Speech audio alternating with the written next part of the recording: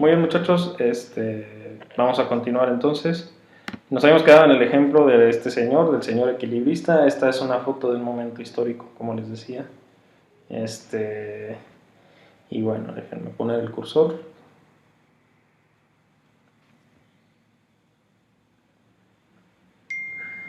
Muy bien. Y tenemos entonces que es mucho más difícil o complejo, o yo les decía, imaginen que hay un eje. ¿Qué es lo que puede pasar con una persona que está haciendo equilibrismo? ¿Sí? Una persona que es equilibrista puede caer hacia un lado o hacia el otro casi, o sea, es muy difícil que si yo estoy haciendo equilibrismo por la posición de los pies vaya a caer hacia adelante o hacia atrás. ¿Qué quiere decir? Que el cuerpo va a tender a girar en un eje que lo va a hacer moverse hacia su lado izquierdo o hacia su lado derecho, ¿sí? Entonces, si la persona no tiene ningún objeto y su masa está completamente centralizada solamente en la persona, es mucho más fácil que esos giros sean posibles, ¿sí? Es decir, la inercia rotacional de esa persona, aunque sí va a tener cierto valor, no va a ser el valor suficiente para permitirle a la persona caminar sin irse hacia un lado o hacia el otro. Quizás si guarda mucho equilibrio sea posible, pero la inercia rotacional aumenta si en la masa de la persona se le añade en la barra, que precisamente aumentando la inercia rotacional va a hacer que sea más difícil el giro hacia un lado o hacia el otro. Recuerden que el concepto de inercia rotacional es precisamente la resistencia a que se realice el movimiento giratorio o a que se detenga el movimiento giratorio, ¿sí? Dicho sea de paso, si ustedes escuchan la palabra torque, la palabra inercia o la frase inercia rotacional, o tiene otra, se le llama de un par de formas más, aludiendo al mismo concepto. Sí, es exactamente lo mismo, aunque ciertos autores y ciertos no conceptos, ciertos panoramas específicos de la física llegan a diferenciar entre un concepto u otro, ¿sí? Pero bueno, ese es otro tema. Y si escuchan torque e inercia rotacional, por lo menos relaciónenlo, aunque lleguen a tener ligeras diferencias conceptuales. Entonces les decía, ¿qué pasa si aumento la inercia rotacional de esta persona o cómo lo tendría que hacer? Pues distribuyendo la masa más lateralmente y menos centralizado como es en una persona, ¿no? ¿Qué haríamos entonces? Pues colocar una barra, es lo mismo entonces que sucede en otros ejemplos que ya estuvimos viendo. Colocar una barra que haga que la masa sea más distribuida hacia los lados, ¿sí? ¿Y qué sucede? Que en ese momento si la persona va a tener una lateralización hacia un lado o hacia el otro, pues la masa de la barra compensa esa lateralización y le da tiempo a la persona de corregir el rumbo del equilibrio, ¿sí? Lo que sucede con el barco también. La distribución de la masa no es uniforme ni centralizada, sino que en el caso específico del barco está más localizada en la porción inferior y eso hace que sea difícil que se vaya hacia un lado y hacia el otro, porque toda la masa se encuentra concentrada, fuera del centro de gravedad o alejada del centro de gravedad, ¿sí? ¿Qué ocurre con un anillo versus una moneda? Aunque pesen lo mismo o tengan la misma masa, pues la distribución de la masa del anillo es más externa que la de la moneda, ¿sí? ¿Qué quiere decir? Que el anillo va a tener más inercia rotacional que una moneda y por lo tanto la inercia rotacional que tiene el anillo, es decir, la resistencia al movimiento giratorio, va a hacer que gire más lento que una moneda. Pesan lo mismo, recuérdenlo, ¿eh?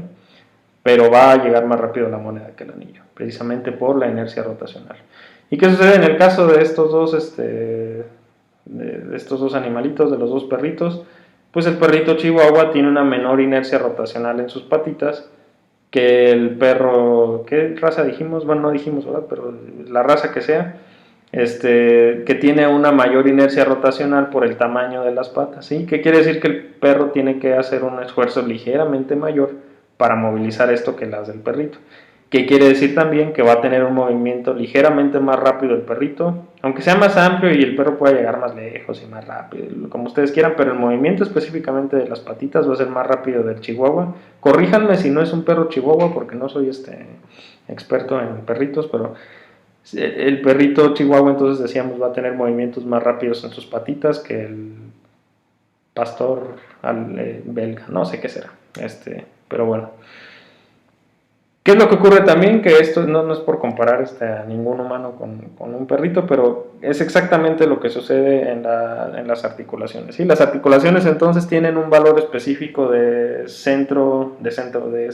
de inercia rotacional, y precisamente ese valor de inercia rotacional hace que sea más fácil o más difícil, dependiendo de los valores antropométricos de cada persona, la realización de fuerzas de movilidad de una o de otra. ¿Sí? Por eso esto es muy importante en la biomecánica, por ejemplo, de las amputaciones, de las prótesis, etc. ¿Sí? Son factores que se tienen que tomar en cuenta. Si en un momento les llama la atención la ortésica y la protésica, pues bueno, este es un tema forzado para estudiar. Y las aplicaciones entonces de las fuerzas que son necesarias para el giro. Imaginen que justo donde está el cursor está un eje para el giro en flexión y extensión, aunque vamos a ver que en las articulaciones se toma en cuenta la flexión, extensión, abducción y aducción, aunque me van a decir, bueno, la rodilla no tiene abducción ni aducción, pero sí se toma en cuenta el cálculo de los valores de fuerza necesarios en caso de que no tuviéramos los límites condilios que hacen que no haya abducción y aducción en la rodilla, ¿no? Y también se toman en cuenta las rotaciones. Van a decir, bueno, la rodilla tampoco rota, pero es el mismo caso, ¿sí? Se hacen cálculos de todos estos valores, ¿vale? ¿Y qué es lo que ocurre? Que exactamente como pasa con el cálculo de la masa de un segmento, que yo les decía, se utilizan fórmulas muy similares a las de un cilindro, porque es a lo que se parece una pantorrilla o un muslo. Pues eso se toma en cuenta también, o se tomó en cuenta para los valores que se utilizaron. Ahorita vamos a ver cómo se calcula. Para los valores que se utilizan para el cálculo de la inercia rotacional de un segmento, ¿sale? Entonces lo que vamos a calcular ahora es qué tan difícil es comenzar la movilidad, o qué fuerza es necesaria para comenzar la movilidad o detener la movilidad de un segmento, ¿sí? Es entonces muy importante, porque debemos saber, bueno, qué tanta fuerza debe aplicar un músculo para que deje de moverse un segmento, o para que se detenga o se anule una fase de la marcha, que son parte de las actividades musculares que ya estuvimos analizando cuando las clases todavía eran presenciales, y que precisamente vamos a obtener ahora y vamos a aprender a calcular en este momento, ¿sí? Y lo que tenemos aquí es una tabla con todas las ecuaciones, que esta tabla la pueden encontrar en el libro y está dividida así, todas las ecuaciones que son necesarias para el muslo, para la pantorrilla y para el pie, ¿sí?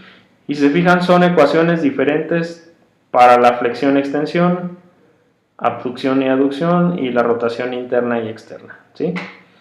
¿Qué es lo que sucede? Que no es que sea una para flexión y otra para extensión, sino que es flexión-extensión de la derecha, flexión-extensión de la izquierda, ¿sí? ¿Y qué es lo que cambia? Pues solamente los valores antropométricos, pero la fórmula es exactamente igual. Igual digo para flexo-extensión, igual para abducción-aducción, igual para rotación interna y externa de cada uno de los segmentos. Lo mismo ocurre con la pantorrilla y lo mismo ocurre con el pie, ¿vale? Y es lo que vamos a aprender a calcular. Tenemos esta otra tabla, que son los parámetros. Ahorita les voy a explicar cómo se distribuyen en la fórmula. Son los parámetros antropométricos que ustedes deben de tener de cada uno de sus compañeros, y están enumerados con un parámetro, un valor alfanumérico, que le da un lugar dentro de la fórmula. Tenemos que esta es entonces la fórmula para el cálculo de la inercia rotacional en el eje de flexo-extensión, ¿sí? Esto que vemos en números son otra vez cocientes, ¿sí? Cociente 1, que otra vez tiene relación, como en las fórmulas de la masa, con la masa corporal total. Esta primera línea se calcula, o se multiplica, perdón, con esta segunda línea, que vemos aquí un segundo cociente que tiene relación con la circunferencia del segmento que estamos analizando. En este caso esta fórmula es para la flexoextensión del muslo, ¿sí? Entonces eso como resultado final se suma al final con esta otra línea, que pudiéramos ver como una tercera línea si la ubicáramos acá. Se suma con este otro cociente, que es el cociente 3, que es un cociente de ajuste de parámetros, ¿sí? Entonces eso nos da un resultado que vamos a analizar ahorita. ¿Cómo es que se hace? Pues bueno, ahí les voy a explicar. Les voy a explicar el ejemplo que viene en el libro y les voy a explicar cómo es que se hace utilizando estas fórmulas de acá para que ustedes puedan hacer el cálculo. No me van a mandar, como en el caso de las tareas anteriores, los resultados, sino que lo van a guardar porque va a ser necesario para su examen, ¿sí? Entonces tenemos aquí que la inercia rotacional se calcula con esa fórmula que ya habíamos visto nosotros y que vamos a hacer que vamos a hacer la explicación ahorita de cómo es que se hace, ¿sí? Entonces tenemos que para el cálculo es necesario tener la masa corporal total, aquí nos ponen un ejemplo, es necesario tener también la longitud, aquí nos ponen también otro valor de ejemplo, y la circunferencia y nos ponen otro valor de ejemplo acá, ¿sí?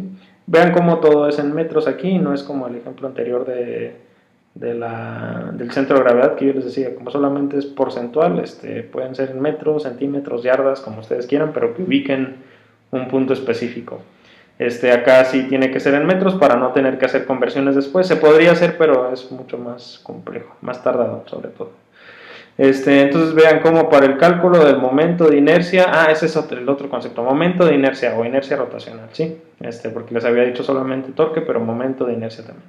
Algunas bibliografías hacen diferencia entre momento de inercia y dicen que es lo contrario a la inercia rotacional, porque dicen que el momento de inercia es la fuerza máxima necesaria para hacer que se detenga un objeto en rotación.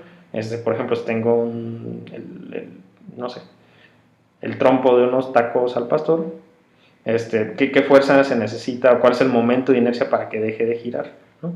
Pues es un valor al final de cuentas dependiente uno del otro, y para términos específicos y generales lo vamos a tomar como conceptos semejantes o conceptos iguales. ¿Qué es lo que hace el libro, no? El libro lo toma el momento de inercia como la inercia rotacional de la misma forma. Entonces, ¿qué es lo que sucede? Para hacer el cálculo de la inercia rotacional o del momento de inercia de la flexión-extensión del muslo, tenemos que tomar primero el cociente 1, ¿sí? El cociente 1 lo encontramos en esta parte de la fórmula, va multiplicado por este valor, ¿sí? Que es la masa corporal total, que es A1, ¿sí? Entonces vean cómo está aquí multiplicado el cociente 1 por A1. A1 es la masa corporal total. Y después ese valor está multiplicado por un valor que nos da en corchetes, ¿sí? Es decir, que tenemos que resolver esto primero antes de multiplicarlo por esta multiplicación previa. ¿Cómo se obtiene el valor de esto que está aquí entre corchetes? Pues vean ustedes que entre corchetes se encuentra A3 y A3, que es la longitud del muslo derecho. Vean cómo está dos veces. ¿Qué quiere decir que esté dos veces un valor? Pues que se eleva al cuadrado, ¿no? Por eso en esta parte de la fórmula está elevado al cuadrado el valor de la longitud del muslo, ¿sí? 0.46 al cuadrado, 0.46 por 0.46, ¿sí? Eso está sumado a la multiplicación del cociente 2 con este otro valor que está acá, que es A5 por A5, es decir, elevar al cuadrado la circunferencia media del muslo, ¿sale? Entonces la circunferencia media del muslo va multiplicada por sí misma, es decir, elevada al cuadrado como está aquí, y este resultado se multiplica entonces por el cociente 2, que se suma entonces por esta otra elevación al cuadrado, y ya nos da un valor acá en corchete que se multiplica por esta línea inicial, ¿sí? Y eso después se suma al cociente 3, o el cociente 3 se le suma el valor de toda esta línea, que es 0.0115, ¿sí? En todas las fórmulas es diferente, me parece. Y nos da un resultado que es kilogramos sobre metros al cuadrado, que es este valor, ¿sí? Este es el valor, estas son las unidades entonces de la inercia rotacional, ¿sale? Es entonces la manera en la que se interpreta. Van a tener ustedes acá la fórmula de cada una de ellas, van a tener aquí los cocientes, todo lo que tengan en valores numéricos son cocientes, perdón, y todo lo que tengan en este tipo de valor alfanumérico A1, A3, A5, A6, A lo que sea, lo tienen que interpretar con esta tablita que está acá, ¿sale? Lo tienen que guardar y bueno, si queda alguna duda, aquí vamos a parar la grabación. Si queda alguna duda, ustedes recuerden que pueden hacer sus preguntas a través del Teams, del Teams, soné como papá, pues sí, de la plataforma Teams para dejar ahí sus dudas en el chat o debajo de donde yo les vaya dejando los enlaces, ¿sí? Este es el último tema que va a venir en su examen, que por cierto es el próximo jueves, me parece que es jueves 30. Voy a tratar de que quede abierto para la realización a cualquier hora del día. Cualquier cosa, cualquier duda, ya saben cómo comunicarse conmigo. Un saludo, que estén muy bien. Me gustaría darles estas clases de forma presencial, pero pues no es posible, ya extraño darles clase presencial, no me adapto muy bien explicando si no los veo y si ustedes no me están preguntando. Pero bueno, cualquier duda ya saben cómo contactarme, que estén muy bien, que tengan un muy buen fin de semana y cualquier duda respecto al tema o el contenido de los exámenes, pues contáctenme, ¿sí? Saludos a todos.